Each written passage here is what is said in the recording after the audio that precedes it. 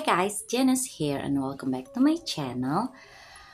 Oke, makasih banyak buat kalian yang udah klik video ini dan juga udah mau like serta subscribe channel aku. Thanks a lot. Dan kalau seandainya ada yang belum, kalian bisa tolong bantu aku untuk mencapai 1000 subscriber dan 4000 jam tayangnya, biar aku bisa makin semangat guys dalam membuat video buat kalian.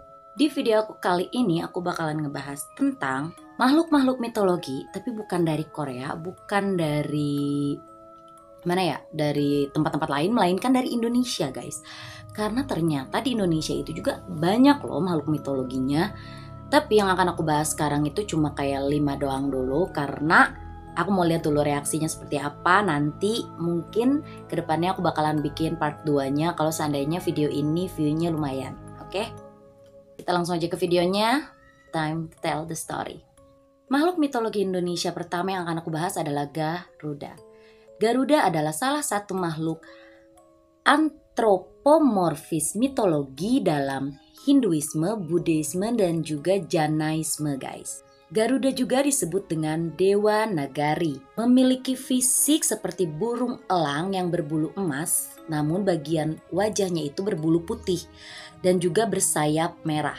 Ada dalam sebuah kisah dikatakan bahwa ukuran Garuda itu bisa menutupi matahari. Saking besarnya.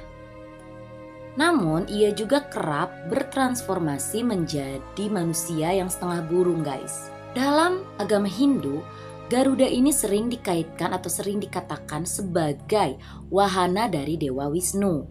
Kalau dalam agama Buddha, Garuda disebut juga dengan Dharmapala atau Astanesa guys. Namun kalau dalam agama Jainisme, Garuda itu sering disebut sebagai salah satu yaksa atau dewa pelindung Tirtankara Santinarta. Kisah tentang Garuda ini tertulis pada kitab Mahabharata dan juga Parana yang berasal dari India guys. Aku pernah lihat salah satu video di YouTube di mana itu Shasha Marisha yang ngebuatnya, dan dia pernah ngebahas tentang kisah dari The Garuda itu sendiri. Jadi ntar aku kasih aja mungkin link di bawah atau aku kasih kayak cuplikan thumbnail di sini biar kalian bisa langsung cek videonya kalau kalian ingin lebih paham tentang Garuda guys. Oke, kita next. Makhluk mitologi kedua yang akan aku bahas adalah Ahol. Ahol adalah salah satu makhluk mitologi yang berbentuk seperti kelelawar namun memiliki wajah seperti kera guys. Dia memiliki mata hitam yang besar dan juga cakar yang besar juga. Sayap Ahol ketika dikembangkan itu bisa mencapai 3 meter masing-masingnya. Jadi 6 kalau sana, gede banget sayapnya doang. Ahol juga dipercaya sebagai makhluk mitologi yang hidup di malam hari atau mungkin disebutnya dengan nokturnal. Banyak dari masyarakat yang mempercayai keberadaan Ahol dan juga mengatakan bahwa Ahol ini salah satu makhluk yang mendiami Gunung Salak. Wow. Kalau ngedengar kata Gunung Salak itu udah pasti kita dengar taunya tuh tentang hal-hal yang berbau horor ya guys. Dari kecil tuh aku taunya Gunung Salak tuh kayak gunung yang paling horor yang pernah aku tahu gitu loh kalau dari cerita-cerita orang. Oke, balik lagi. Namun sayangnya hingga saat ini keberadaan Ahol atau mungkin bukti dari keberadaannya itu belum ditemukan. Ya, namanya juga mitologi lah guys. Hampir sama dengan kayak legenda gitu kan. Oke, kita next. Yang ketiga adalah orang Bati. Orang Bati adalah salah satu makhluk mitologi asal Maluku yang memiliki ciri-ciri fisik seperti Ahol. Mereka juga dikatakan sebagai manusia terbang dengan perawakan kera besar dan memiliki sayap seperti kelelawar. Menurut masyarakat, orang Bati itu tinggal di salah satu gunung di Pulau Seram. Lebih tepatnya adalah Gunung Kairatu. Orang Bati sangat senang berteriak dengan suara yang lantang dan membuat suasana semakin mencekam. Dikatakan juga bahwa orang Bati itu senang memangsa anak kecil guys. Konon ada seorang misionaris asal Inggris yang bernama, bentar aku baca, Tyson Hughes.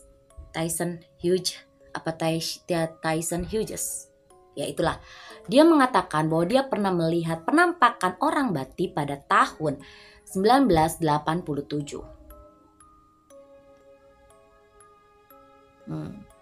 Oke. Next, yang keempat adalah Leak. Ya, aku tahu kalau leak kalian ingatnya apa? Bali. Yap, Bali. Leak adalah salah satu makhluk mitologi asal Bali guys. Mana kata leak ini sendiri berarti penyihir jahat. Pada siang hari leak akan terlihat seperti manusia biasa saja dan juga melakukan hal ya seperti manusia. Namun pada malam hari leak akan berkeliling di kuburan untuk mencari organ-organ manusia yang akan dia jadikan bahan membuat ramuan. Ramuan yang dibuat ini juga pasti memiliki khasiat dan khasiatnya itu cukup banyak guys ya secara ramuan gitu kan. Menurut masyarakat leak hanya dapat dilihat oleh dukun pemburu leak. Ada juga yang mengatakan bahwa bentuk dari leak itu tidak seperti manusia, melainkan dia itu memiliki lidah yang panjang serta gigi yang tajam. Dikatakan juga bahwa sihir leak ini hanya berfungsi ketika mereka di Bali. Jadi mereka nggak bisa traveling ke pulau lain karena sihir mereka nggak akan berpengaruh di pulau lain. Nah itu menyebabkan keyakinan masyarakat bahwa leak hanya bisa ditemukan di Bali guys. Dan juga dikatakan bahwa jumlah leak itu sebenarnya banyak dan jenisnya saja itu ada 35 jenis. Dan aku nggak bisa sebutin satu-satu karena 35 itu panjang guys. Menurut masyarakat juga bahwa untuk membunuh seorang leak atau sesosok leak, kita perlu memisahkan kepala atau pemburu leak perlu untuk memisahkan kepala dari badannya selama beberapa hari atau dalam jangka waktu tertentu tergantung dengan kekuatan atau seberapa jagonya leak itu. Nah kalau saya udah diputusin sehingga sehingga tidak bisa balik lagi karena dia tuh bisa nyatu guys. Kalau seandainya kalian gak pisahin jauh-jauh, gak dijaga, dia bisa balik lagi, rapat lagi gitu. Nah jadi ketika sudah diputusin setelah beberapa hari atau beberapa waktu, barulah di sana leak bisa meninggal. Serem sih, aku cuma tahu leak itu kayak pernah ada kayak gimana ya, kayak ada adat tersendiri gitu kan, tarian Bali yang pakai leak kalau nggak salah kan, ya kayak gitulah. Oke, kita next. Yang terakhir aku ada naga besuki. Naga besuki adalah makhluk mitologi yang dipercaya oleh rakyat Bali sebagai salah satu makhluk yang berperan dalam pembentukan Selat Bali guys. Oke.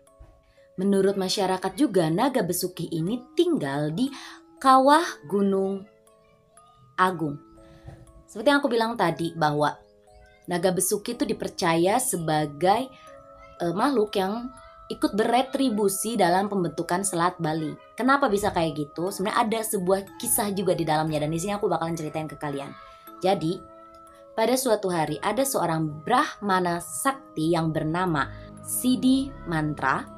Dia bertapa di Gunung Agung guys. Kenapa dia bertapa? Karena Sidi Mantra ingin meminta tolong kepada naga besuki agar dia mau membantu persoalan hutang piutang yang disebabkan anaknya yang bernama Manik Angkeran. Karena Manik Angkeran ini sangat gemar berjudi sehingga dia itu bangkrut dan memiliki banyak masalah dikarenakan hutang piutang akibat judinya ini. Akhirnya sang naga besuki ini siap atau mau menolong sang Brahmana dengan satu syarat bahwa anaknya Manik Angkeran ini tidak boleh lagi berjudi.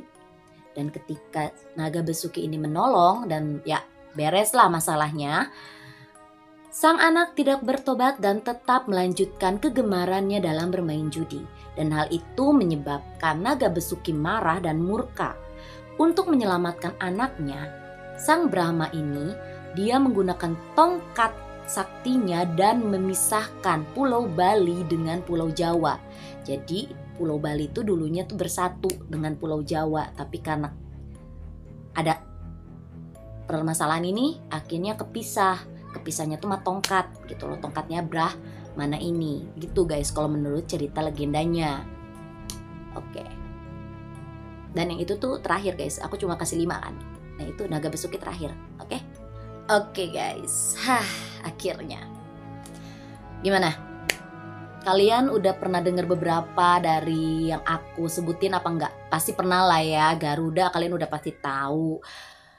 Leak udah pasti tahu. Tapi kalau untuk yang 3 lainnya itu jujur aja aku belum tahu. Aku kayak nggak pernah dengar. Jadi ya itu baru lah buat aku. Aku harap juga baru juga buat kalian. Oke.